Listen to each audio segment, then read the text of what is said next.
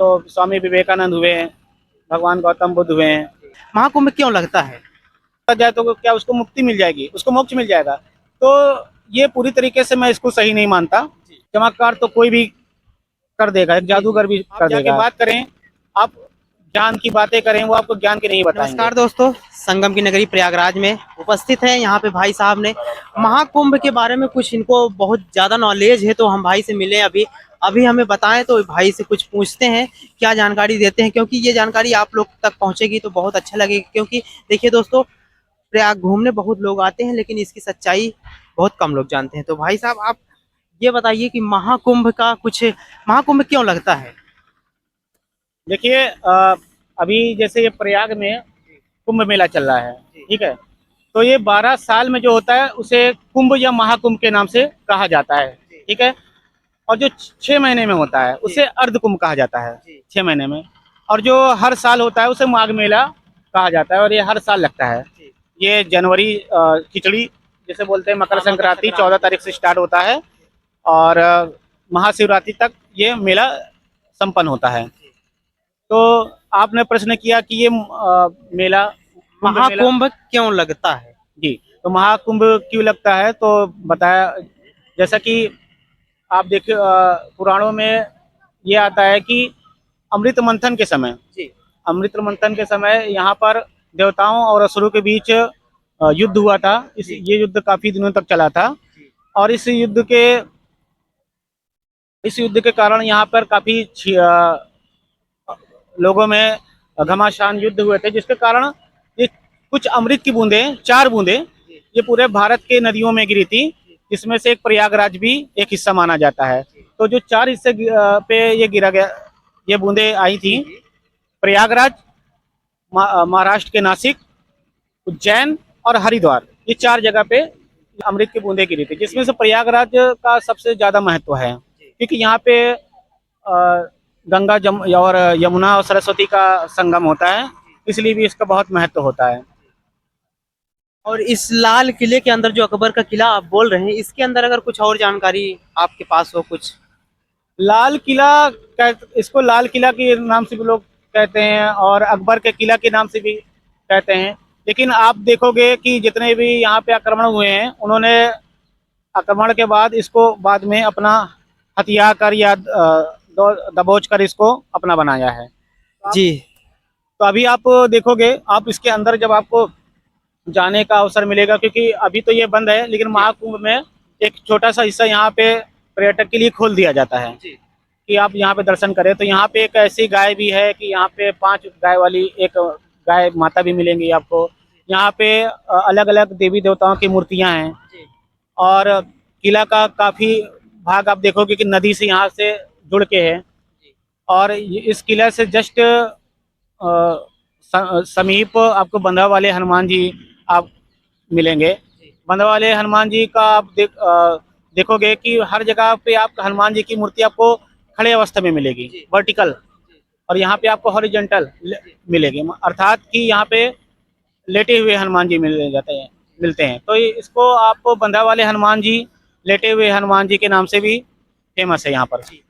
तो दोस्तों, अगर आप लोग कहीं से दूर दराज से आप लोग आते हैं प्रयागराज में घूमने, आपको भ्रमण करने में कोई भी दिक्कत या परेशानी होती है, भाई साहब का एक टीम भी है, और जो है कि भाई साहब आप तक आपको हेल्प करना चाहेंगे घूमने के लिए, प्रसिद्ध जगह के लिए। तो भाई उसके बारे में आप बताइए, कोई अगर आता है कहीं से तो उसके लिए क्या व्यवस्था है? तो आप अगर बाहर से, आप किसी भी देश के किसी भी कोने से आते हैं, तो यहाँ पे कुछ ऐतिहासिक, मैथोलॉजिकल, यहाँ पे आपको काफ़ी स्थानों यहाँ पे घूमने के लिए मिल जाएंगे। जैसे कि सबसे पहले यहाँ पे आपको संगम नगरी, संगम का मतलब होता है मिलन, गंगा और यमुना का मिलन ही इसको संगम कहा गया है।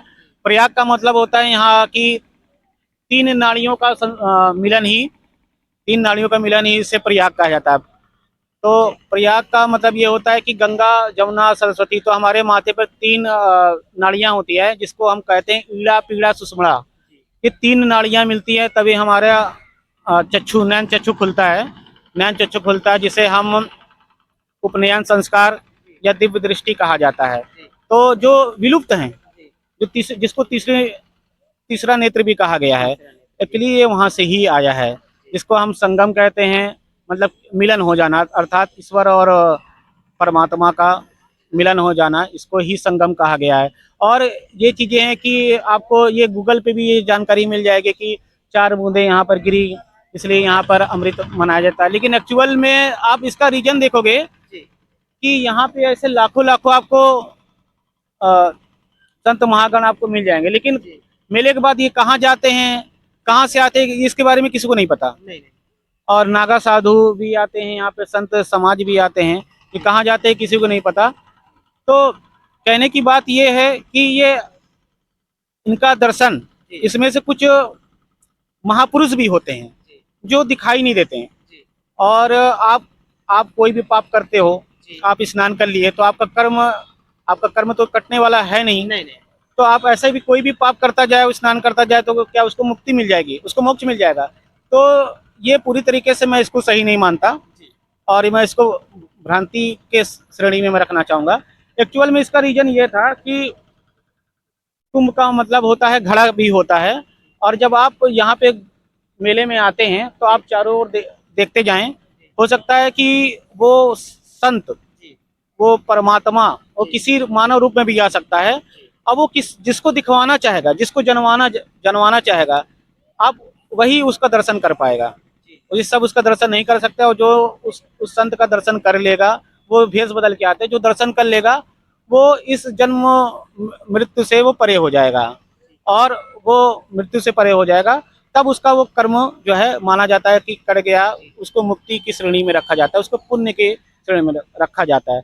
आप कहोगे कि दर्शन कर लें और आपका पुण्य मिल जाए, आपका कर्म कट जाएगा, तो ये पूरी तरीके से मैं इसको नहीं सही मान सकता। जी जी बहुत अच्छी बात है भाई साहब। ये बहुत अच्छी जानकारी आपने दी है। और इसके बारे में, प्रयागराज के बारे में एक चीज़ और ये बताइए कि यहाँ पे इतने जो है कि साधु बाबा बैठते हैं, क्या आपको लगता है कि 100% रियल बाबा बैठते हैं? इसके बारे में अब देखिए, आप जितना यहाँ आपको नॉलेज हो इसके बारे में, हम ये नहीं बोल रहे किसी के मतलब अंधभक्तों के बारे में, कुछ ऐसे भी अंधभक्त ही फैला रहे हैं, उसके बारे में आप क्या कहना चाहेंगे? होता है कि सुख और दुख को जो साथ दे, जी मतलब आपको सुख की स्थिति भी वैसे प्रतीत हो और दुख की स्थिति भी वैसी हो। जो फकीर होता है वो मस्त मौला होता जी है ना। तो आप किसी संत की कोई कैटेगरी नहीं होती, जी तो आप किसी को भी आप कैटेगराइज नहीं करते, क्योंकि फकीर, संत, साधु समाज सब एक ही कैटेगरी में आते हैं। जी हम उसको धर्म, जात, इन सब में बांट रखे हैं। जी तो जो सबसे ऊपर श्रेणी होती है वो मानव मानव श्रेणी होती है, जी और उससे बढ़ के कोई नहीं श्रेणी नहीं होती।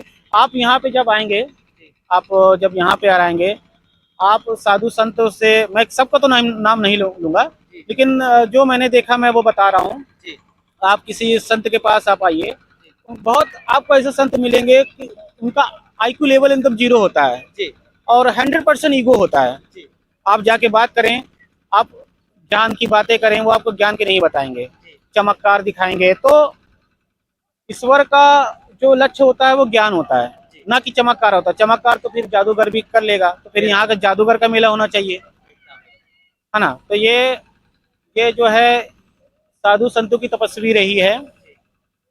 तो स्वामी विवेकानंद हुए, भगवान गौतम बुद्ध हुए, और साईं बाबा हुए, तो परमहंस योगा जी हुए, ये सब योगाचार्य थे। तो हम इसे किसी कैटेगरी में हम इसे रख नहीं सकते। तो ये हमेशा समाज के लिए सोचते आए हैं और सोचते रहेंगे। तो कुछ ऐसा ही कहना था। आप एक बार इनसे आप विचार करके देखिएगा, आप इनका ईगो देखिएगा, इनका ईगो किस लेवल तक होता है। मतलब भाई साहब का कहना है कि यहाँ के जो साधु संत हैं, भाई साहब ने सबको नहीं बोले हैं, कुछ ऐसे हैं कि उनका ईगो बहुत ज्यादा है और उनको जानकारी भी बहुत कम है।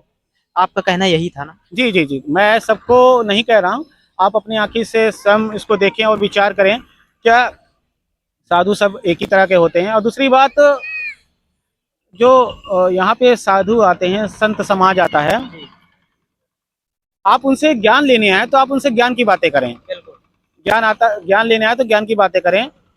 किसी चमत्कार का विशेष महत्व ना दें। चमत्कार तो कोई भी कर देगा, एक जादूगर भी कर देगा। किसी के हाथ से कुछ प्रसाद दे देना, कुछ दाढ़ी से ऐसा निकाल के प्रसाद दे देना, तो ये सब मैं सही नहीं मानता। ठीक है। तो स्वामी विवेकानंद के बारे में कहा जाता है कि उन्होंने ईश्वर के बारे में जानने का विषय के बारे में कहा गया है। जी उन्होंने बताया कि ईश्वर को मानो नहीं जानो। जी जब आप ईश्वर को जान लेंगे तो सब कुछ जान लेंगे। ईश्वर वही है जो सब जगह व्याप्त है। आप उसे किसी मूर्ति में नहीं देख सकते, वो सब जगह व्याप्त है। सब जगह आपको ईश्वर मिलेगा। चलिए भाई साहब ने आप लोग तक बहुत अच्छी जानकारी बताएं।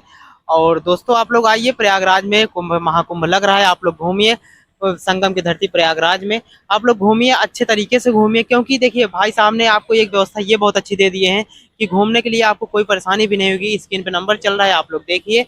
और कोई भी आपको परेशानी हो, कुछ ऐसी प्रसिद्ध जगह पूछना हो, आप कॉल करके पूछ भी सकते हैं भाई साहब से। चलिए मिलते हैं एक नेक्स्ट वीडियो में।